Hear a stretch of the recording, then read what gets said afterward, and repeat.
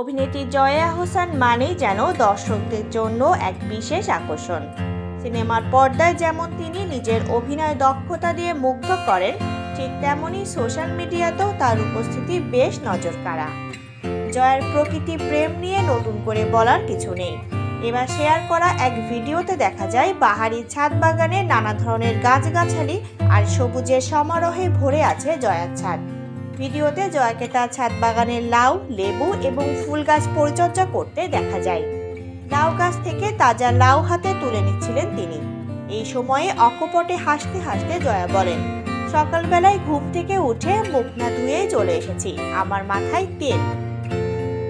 এদিকে জয়া ভিডিওর ক্যাপশনে অ্যালিস বি টোকলাসের উক্তি লিখেছেন, নিজ হাতে ফলানো সবজি তোলার মতো সন্তোষজনক বা রোমাঞ্চকর আর কিছুই নেই।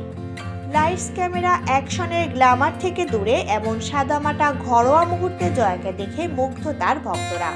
তারকা হওয়া সত্ত্বেও প্রকৃতির প্রতি তার ভালোবাসা এবং নিজেকে আড়াল না করার এই ভঙ্গিটি মন ছুঁয়ে গেছে নেটিজেনদের। গাছ পরিচর্যার ফাঁকে জয়া জানান, বাগানের একটি বিশেষ লেবু গাছ তাকে উপহার দিয়েছিলেন তাদের লাইটম্যান নান্নু ভাই, যা তিনি এনেছিলেন বাগেরহাট থেকে। এছাড়া ভিডিওতে জয়া তার ফুল গাছের মরে যাওয়া ফুল এবং ছোট শিম গাছের কথাও উল্লেখ করেন।